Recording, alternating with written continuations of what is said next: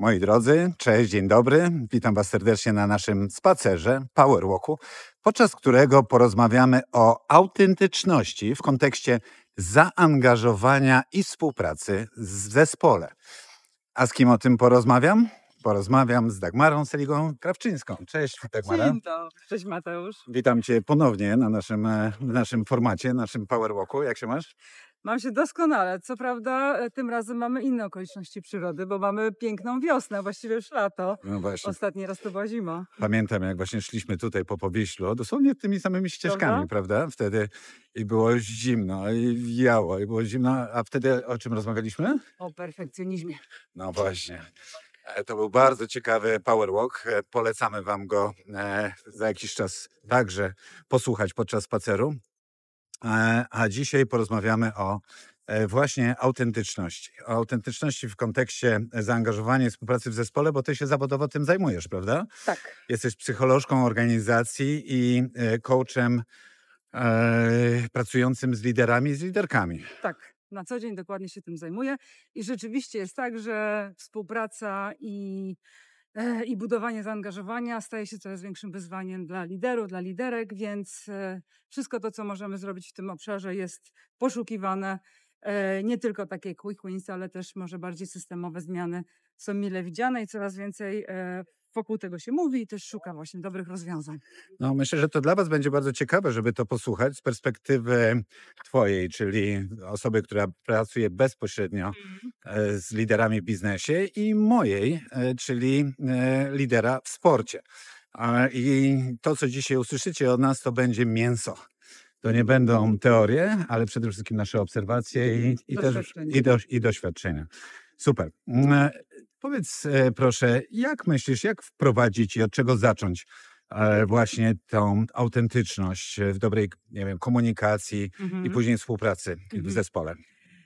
Ja myślę, że tak jak w większości przypadków, niezależnie czy to jest biznes, czy to jest relacje prywatne, podstawą jest zaufanie.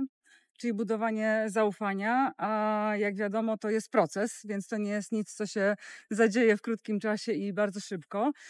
Jest takie bardzo ciekawe równanie na zaufanie, które często stosujemy w pracy z liderami. Pokazujemy, że naprawdę kilka czynników może mieć bardzo szybki też i taki sprawny wpływ na zbudowanie zaufania w zespole. To jest przede wszystkim wiarygodność, rzetelność i bliskość. To są takie 3 elementy, na które warto zwracać uwagę, chcąc być blisko swojego zespołu, budować z zespołem zaufanie, ale to też trzeba podzielić przez, jak to w równaniu, trzeba podzielić przez takie skoncentrowanie na sobie. Czyli im mniej jestem skoncentrowany na sobie, im mniej jestem taki egocentryczny, a jednak biorę pod uwagę swój zespół i to, jak na niego wpływam i to, jak mój zespół mnie postrzega, tym jest większa szansa, że to zaufanie się sprawnie zbuduje. Okej.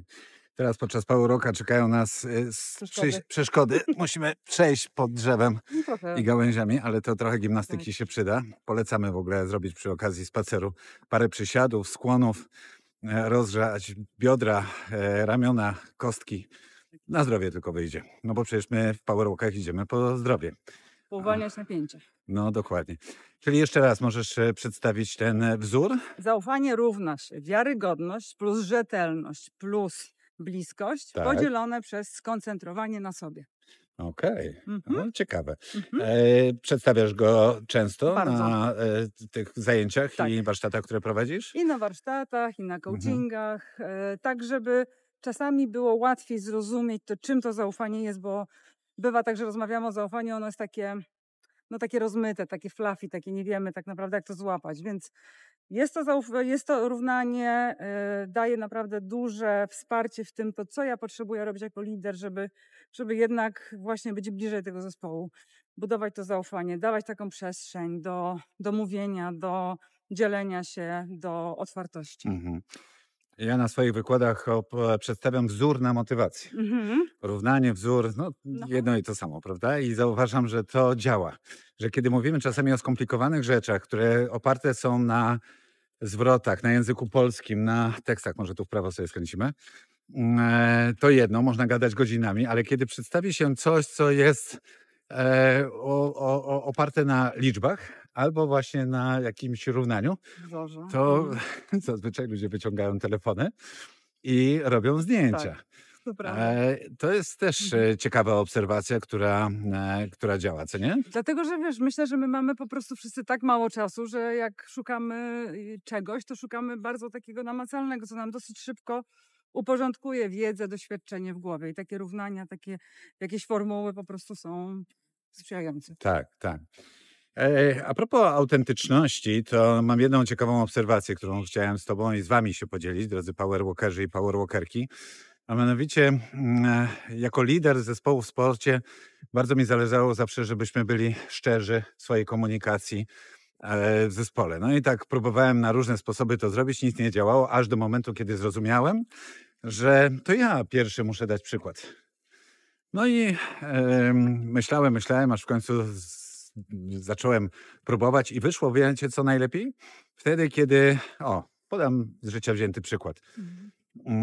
Mówię na briefingu, czyli naszej odprawie porannej, która zawsze trwa krótko, 15 minut maksymalnie. Mhm. Zaczynam od pytania, jak się macie wszyscy, i zależy mi na szczerej odpowiedzi. No i kiedy tam na początku wszyscy mówili, tak, Mateusz, wszystko dobrze, co tam u ciebie? Tak trochę po amerykańsku. Tak, ja powiedziałem, wiecie, ale ja nie czuję się zbyt dobrze, bo mam za sobą krótką noc. Mhm. Zamiast tam wyspać się te dobre 7,5-8 godzin, to spałem dzisiaj 4. A przez to będę miał pewno krótki ląd. Nie zdziwcie się, Mhm. jak będę porywczy albo wybuchowy. Po drugie, może mi przysiąść koncentracja, wtedy kiedy będę podejmował decyzje taktyczne albo strategiczne. No i zdziwka, wiesz, od razu zaskoczenie. Halo, lider, Prawda? tutaj mistrz. Się przyznaje do słabości. Przecież nie wypada, co? No Nie? właśnie. No właśnie. Po pierwsze nie wypada, a po drugie zazwyczaj liderzy, prezesi, członkowie zarządu zawsze są tak Na pomniku. na pomniku właśnie, Mhm. Mhm. że to nie działa. Pewno zaraz pociągniemy ten temat, Tak. ale jeszcze tylko powiem, że świetnie to zadziałało po jakimś czasie, bo jak ja zrobiłem to raz, drugi raz, Mhm. to zobaczyłem, że później, kiedy ktoś miał kłopot, bo na przykład Łukasza bolał łokieć, a to on był odpowiedzialny za wciągnięcie żagla na manewrze na górnej boi, no Okej. to od razu Paweł i Tymek mówili, a to my ci pomożemy. I ta szczerość nagle przełożyła się na efektywność w działaniu. Ja jako lider byłem zachwycony, bo to się przełożyło po prostu na wyniki, a tym samym i na satysfakcję i na taką dobrą energię. To prawda.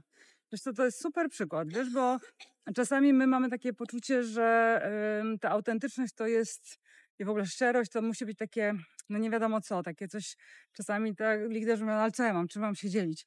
No właśnie najmniejszymi czasami rzeczami, właśnie nawet na tych statusach, powiedzenie jak mi jest, albo co się ze mną dzieje, albo jak ja w ogóle się odnajduję w danej sytuacji. Przecież liderzy nie mają wszystkich informacji, nie mają całej wiedzy i też po to mają zespół, żeby dawać zespołowi przestrzeń do tego, że słuchajcie, nie wiem i liczę na to, że wy mi podpowiecie albo wy macie jakiś pomysł. Wykorzystuję to naprawdę na maksa kreatywność, zaangażowanie i oddaję taką przestrzeń do tego, że to my tworzymy, współtworzymy, a nie to ja lider, a wy podążacie tak ślepo za mną, więc to jest bardzo ważne i myślę sobie, że ta autentyczność jest też, wiesz, o tym, że najpierw potrzebujemy sami siebie poznać na tyle, żeby wiedzieć, wiesz, kim jesteśmy, czym dysponujemy, co chcemy w ogóle też ludziom pokazywać, prawda? Bo to też jest o tej decyzji, na ile chcę być otwarty, w jakich sytuacjach mogę być otwarty, no bo to kontekst jest ważny i jaki chcę mieć wpływ, jaki Tak. wpływ robić, prawda? Bo to też nie chodzi o to, żeby teraz wszystkim się dzielić, tylko naprawdę jako lider ja potrzebuję przede wszystkim mobilizować swoich ludzi, swoje zespoły i w tej mobilizacji czasami potrzebuję właśnie powiedzieć, że jest słabo, albo jest mi trudno, albo właśnie potrzebuję was, potrzebujemy razem, a czasami w tej mobilizacji mogę zadziałać z takiej pozycji właśnie sprawczości i nadania kierunku, więc mam bardzo duży wachlarz Mhm. dzięki tej autentyczności, duży wachlarz różnego rodzaju narzędzi, żeby właśnie do ludzi docierać. To które narzędzie można by było wybrać i od czego zacząć takie, że tak powiem, zastanowienie się, co zrobić na samym początku? Jeżeli jest się liderem, ma się zespół, chcemy ten zespół zaangażować, żeby mówił szczerze, otwarcie, to jaki, nie wiem, nad czym powinniśmy pomyśleć i co wprowadzić do swojego rytmu dnia, żeby osiągnąć taki efekt? Masz jakieś obserwacje? Wiesz co, mam dużo, ale zacznę od takiej chyba bazowej. No jednak zupełnie inaczej wygląda nasza współpraca z zespołem, jeśli my jesteśmy w miarę dobrej kondycji psychofizycznej. Okej. Bo jak jesteśmy na wyczerpaniu, na przegrzaniu i jesteśmy na maksa zmęczeni, zestresowani, no to tak jak sam dałeś przykład, mamy krótki ląd i wtedy nie mamy dużo cierpliwości, nie mamy otwartości do ludzi, jakoś Tak. jesteśmy poddenerwowani, chcemy szybko, chcemy od razu. I to jest trudne dla ludzi, żeby się odnaleźć z takim liderem, który właśnie daje takie ciśnienie, poczucie takiego ciśnienia. Więc trochę trzeba naprawdę złapać na siebie sposób, co nam pomaga się wyregulować. Samemu sobie. Tak, i Tak. odpocząć. Okej. To są takie bardzo bazowe. Ale druga rzecz jest taka, że no jako lider pewnie mamy jakieś cele. Mhm. Mamy coś do zrealizowania, prawda? I teraz pytanie, najczęściej my wiemy, co mamy do zrealizowania i to jest pytanie o to, jak chcemy to zrealizować. I to samemu znowu trzeba sobie odpowiedzieć na pytanie, to jak ja chcę to zrobić i do czego jest mi potrzebny zespół. Tak. Czyli w jakim celu ja mam tych ludzi. Bo jak wiem, że mam zespół i zakładam, że w tym zespole mam talenty, mam osoby z umiejętnościami różnymi, z know-how, no to ja potrzebuję właśnie wykorzystać to. Mhm. I nie bez kozery mówi się, żeby jednak otaczać się ludźmi, którzy są mądrzejszymi od nas. Tak. W Polsce wciąż liderzy często boją się tego, żeby brać do swoich zespołów osoby, które są naprawdę mądre, które są bystre, które też kwestionują status quo, Mhm. dlatego że to jednak bywa zagrażające. Natomiast rzeczywiście to może przynieść bardzo dużo dobrego dla biznesu, dla zespołu. Ale punktem startowym jest pytanie, to jak ja chcę robić, osiągać cele, robić ten biznes, mając ten zespół. Mhm. I nawet bardzo proste rzeczy robią już różnicę. Na przykład jako lider, tak jak pokazałeś swój przykład, podzielenie się jakimś kawałkiem siebie, swojej historii, swojego doświadczenia, buduje drogę do tego, że ta druga strona za chwilę też się z nami czymś podzieli. Czyli buduje taką otwartość, gotowość do tego, że czyli to jest normalne, że my możemy czasami mówić o tym, że jest trudno albo o słabościach, ale też możemy się dzielić radościami, sukcesami, czymś, co jest fajne w naszym życiu, bo to buduje nam platformę. Mhm. Wtedy stajemy się chyba też bardziej tacymi autentycznymi liderami, prawda? Z krwi i kości, Tak. którzy, tak jak już wspomnieliśmy, mają też swoje słabości, Tak. mają też swoje słabe dni. I to, co tutaj wybrzmiało też, zejdą trochę z tego piedestału, z tego pomnika, bo często tak są właśnie stawiani. Że to, Omnipotentni. no właśnie. Wiesz, ale też badania pokazują, że coraz młodsze pokolenia, które wchodzą na rynek pracy, one naprawdę chcą mieć do czynienia z ludzkimi liderami. Po prostu wiesz, z osobami, które pokazują cały wachlarz siebie, w tym sensie, że pokazują po prostu ten obraz takiego normalnego człowieka, który ma różnie w tym życiu. Bo to też daje przestrzeń do tego, że zespół może mieć różnie i w tej różnorodności, ale też w tej różnicach albo w różnych doświadczeniach możemy właśnie, dlatego siebie potrzebujemy, dlatego potrzebujemy być zespołem, bo sobie pomożemy, bo możemy na sobie polegać. Jak wszyscy jesteśmy takimi pomnikami, omnipotentni, wszystko wszechwiedzący, to po co nam bycie wspólnotą właściwie, nie? Tak. Więc to też jest taka furtka do tego, że zaczynamy czuć, że no właśnie jesteśmy sobie potrzebni, że to jest fajne, że jesteśmy razem, że możemy na siebie liczyć, że każdy coś wnosi do tego zespołu. Tak. A efektem tego może być zwiększone O, zaangażowanie. bardzo. No właśnie, teraz pogadajmy o zaangażowaniu. Jak zaangażować swoje zespoły? Już mówimy, że autentyczność to jeden z tych kluczy, który może zadziałać in plus, ale no jest szereg pewno innych też rzeczy, które mamy obserwacje i wiemy, które też mogą zadziałać. Od czego zacząć? Wiesz, moje doświadczenie jest takie, że ja zawsze jak budowałam zespół, to zawsze robiłam sobie z zespołem kontrakt. Czyli my się umawialiśmy na to, jak chcemy razem pracować, właściwie po co jesteśmy zespołem. Jako zespół, jaką mamy taką swoją misję. Do czego dążymy, co nam będzie przynosić satysfakcję, jak chcemy wspólnie współpracować, jak chcemy się rozwijać. Trochę właśnie takie zatrzymanie, stopklatka i umówienie się na tę współpracę. I to jest taki moment, kiedy zespół zaczyna czuć, że to nie lider buduje, tylko to my wszyscy razem i że mamy wpływ. Czyli, że ja mogę się wypowiedzieć, że ja lubię tak pracować, widzę tą strategię tak, cele widzę tak, chciałbym to robić w ten sposób i my możemy wspólnie porozmawiać o tym i znaleźć jakąś, wspólną płaszczyznę. Mhm. Czyli takie kontraktowanie się zespołowe już jest takim punktem, gdzie ja daję przestrzeń i mówię, słuchajcie, zróbmy to razem. Okej. prawda? I ludzie już zaczynają powoli czuć, że aha, czyli ja mogę się wypowiedzieć, mogę się zaangażować, mogę coś zasugerować, zaproponować. Wiesz, no i są kultury organizacyjne, które są oparte na władzy na topie. Jakby, wiesz, u liderów jest władza i to lider decyduje, no ale one odchodzą do lamusa, tak na dobrą sprawę, dlatego że właśnie te młode pokolenia mówią, że my już tak nie chcemy.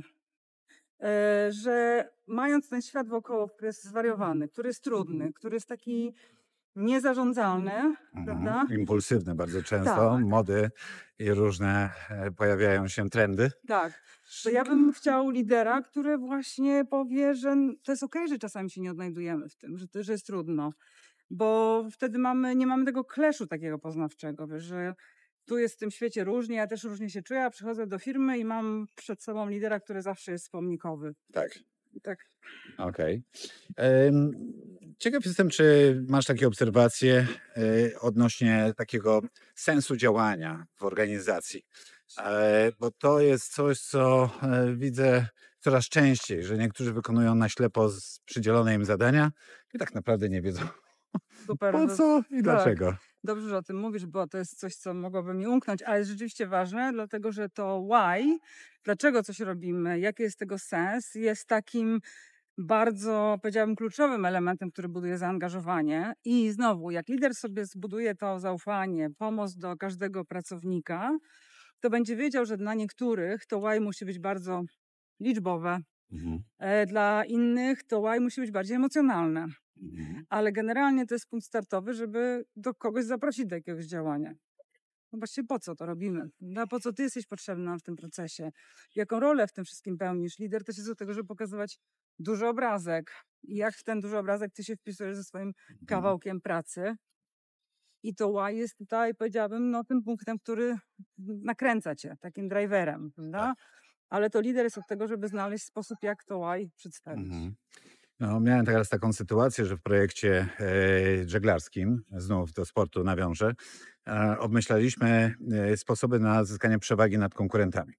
No i ja mocno przyglądam się temu, co się dzieje na świecie, w innych też branżach, w innych technologiach, ale widzę, że sztuczna inteligencja może dać przewagę, ale oczywiście mądrze ją wykorzystując. I wyobraź sobie, że w Pucharze Ameryki, który jest tam dzisiaj takim świętym graalem i Monteverestem, do którego w żeglarstwie dążymy. Tam te łódki latają nad wodą, najwyższa klasy technologia. No i tam patrzyłem, jak oni wykorzystują prognozę pogody, która dla nas jest bardzo ważna, no bo ona nam w pewnym sensie może podpowiedzieć, czy więcej wiatru będzie po prawej stronie trasy, czy po lewej. A to ma znaczenie i jak się wiatr będzie skręcał w trakcie, nie wiem, najbliższych 15 minut czy godziny. No i ja tak pomyślałem, można to zbadać, ale ja nawet sam nie jestem w stanie przeprocesować, nawet ze swoim najlepszym zespołem, setki terabajtów danych i połączyć kropki, patrząc na niebo, na układ pogodowy, baryczny, lokalny, układ, wiesz, no bardzo dużo. I tak pomyśleliśmy, że teraz zrobimy pewną innowację u nas w zespole, w Aspire, która będzie polegała właśnie na tym, że wykorzystamy dane i poprosimy sztuczną inteligencję, pewien model, żeby nam predykcję zrobił. Oczywiście z pewnym założeniem, jaka jest szansa procentowa na to, że to się wydarzy. No bo ja też ślepo nie będę w to wierzył, przecież to ma być jedna z informacji, którą uzyskam i na podstawie której będę mógł podjąć moje własne decyzje. Ale idziemy w tym kierunku. No i powiem tak, mojemu zespołowi, Igorowi, Tymkowi, którzy nad tym pracują, mógłbym powiedzieć, dobra, zróbmy, masz to, weźcie to i to trzeba zrobić, a później to uruchomimy. No ale to by moim zdaniem nie zadziałało. Więc ja poświęciłem dużo czasu, żeby najpierw siebie przygotować do tego, co ja im powiem. Ja im zacząłem mówić o tym projekcie od końca. Czyli wyobraźcie sobie, że przed startem dostajemy informację taką i taką, która powie nam w 3 minucie po sygnale startu silniejszy wiatr przyjdzie z prawej strony i zmiana będzie o 8 stopni w prawo. No to co? No to wygrywamy. No może nie cały wyścig, ale na pewno jego pierwszą część. I mówią, wow, ale by było super, jakbyśmy coś takiego mieli. No to słuchajcie, mamy teraz pewien pomysł, który musimy razem wypracować. I ja później zacząłem mówić. Nie powiedziałem im, jak to zrobić, no bo ja nie jestem techniczny, ale mówię o efekcie końcowym Tak, jako lider. O takie wywołałem efekt ssania. tak. I oni Emocje. wtedy i oni Mhm. po pierwsze czują od samego początku sens, po co to robimy, a w ten sposób jest też łatwiej, bo to jest trudny projekt. To jest innowacyjny projekt. Będzie ciężko, już jest ciężko nam po drodze, ale oni się nie poddają, bo czują sens tego, co robimy. I przez to widzę takie mocne zaangażowanie Tak. u nich, że to szok.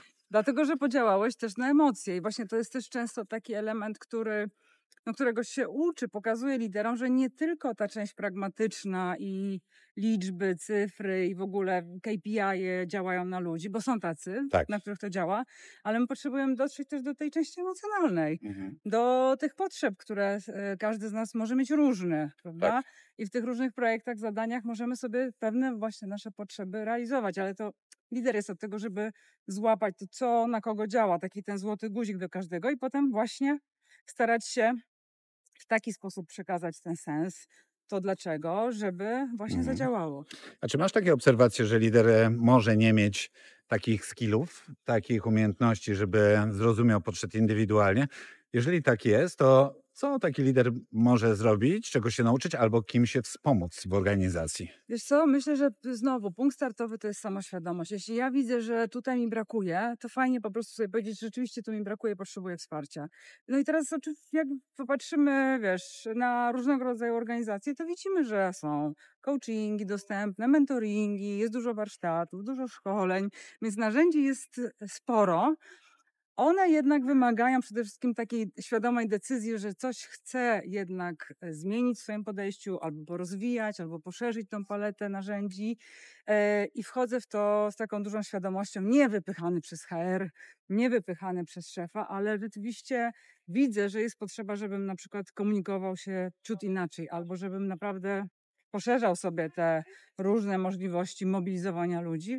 Więc idę i korzystam z tych narzędzi, które dostaję od organizacji. Mhm. Czy spotkałaś się kiedyś, że przy zarządzie były osoby takie, które pomagały liderom, mówię przy zarządzie, ale często też przy kadrze kierowniczej, pomagały liderom właśnie tak jako doradcy, Tak. do tej osoby albo do tego zespołu to lepiej, żebyś tak podszedł do tego. Wiesz, o co chodzi? Takie ucho trochę gadające w tym aspekcie wzmocnienia zaangażowania i autentyczności. Tak, wiesz co, oczywiście, że są konsultanci, są coachowie, którzy doradzają, ale znowu wiesz, myślę, że punkt startowy jest w gotowości do słyszenia, do usłyszenia. Tak. Nie zawsze jest tak, że zwłaszcza zarząd, ale też top liderzy chcą usłyszeć, że potrzebują na przykład zrobić coś inaczej. I to jest czasami dosyć, powiedziałabym, mozolna praca, żeby jednak pokazać konsekwencje krótko- i długoterminowe tego, jeśli nie zmienią nic. Tak. Albo właśnie tego, jeżeli nawet ciut troszeczkę wykonają jakiś ruch w jakimś tym kierunku oczekiwanym, to co wtedy może się wydarzyć w organizacji, jaki to będzie miało na nich wpływ indywidualny, na ich zespoły, ale też na całą organizację. Tak. Mhm. No i myślę, że to dobrze, że o tym dzisiaj porozmawialiśmy i wywołaliśmy taki trochę efekt może ssania. Może. No właśnie, który daliśmy parę takich wam przykładów, drodzy liderzy i liderki. Jeżeli tak macie już dzisiaj albo zaraz będziecie mieli, żeby pomyśleć właśnie o tych formach autentyczności, zaangażowania poprzez te sposoby, o których wam powiedzieliśmy. Tak. Dagmara, bardzo ci dziękuję Dziękuję, za Mateusz. miły spacer. Dzięki. Przy takiej pogodzie to można chodzić, co? Prawda? Super. No, ja pamiętam nasz pierwszy spacer, który akurat nie był dostępny dla wszystkich, tylko dla użytkowników platformy MultiLife. Tak naprawdę MultiLife i Benefit System nas połączyła, prawda? Tak, dokładnie. No, wtedy pamiętam, rozmawialiśmy o twoim temacie, takim koniku, którym jest Zjawisko oszusta. syndrom oszusta. Tak. Fantastyczna rozmowa. Tak. Polecamy wam obejrzeć to w archiwum platformy MultiLife. Znajdziecie nasz Power Walk. A jeżeli nie korzystacie jeszcze dzisiaj, to polecamy, zapraszamy, żeby namówić swojego pracodawcę, żeby wykupił wam dostęp, no bo teraz w ogóle jak się rozwinął ten MultiLife, co? Jest bardzo dużo, bardzo fajna oferta, jest No. szeroko, dużo i można naprawdę korzystać. Cały czas tam jesteś? Tak, No, tak. ja Teraz też mam właśnie. kurs o właśnie zjawisku oszusta. O, proszę. Kilkuodcinkowy, Tak? No Także fajnie. zapraszam. No, to zapraszamy na MultiLife i też dziękujemy MultiLife'owi, bo jak wiecie, MultiLife wspiera nas i chodzimy razem, bo jest naszym Zdrowie. partnerem strategicznym. Pozdrowisz? No to fajnie. Tak, Zespół cały. pozdrawiamy. Pozdrawiamy właśnie serdecznie. Tak, Dobra, Dagmara, jeszcze raz wielkie dzięki. dzięki. Pozdrawiamy Was serdecznie i do zobaczenia na kolejnych Powerwalkach. Pamiętajcie, chodzimy codziennie, bo spacery to po pierwsze po zdrowie, a po drugie, jak widzicie słyszeliście po dzisiejszym Powerwalku, można też wiele fajnych rzeczy się dowiedzieć. Trzymajcie się, cześć, Pa! pa. Dzięki za wspólny spacer. Partnerem strategicznym Powerwalk jest MultiLife, Twój asystent zdrowia i rozwoju od Benefit Systems. Masz pytanie? To zadaj je w komentarzu. To był Powerwalk, Twój podcast w ruchu. Razem idziemy małymi krokami ku wielkim zmianom.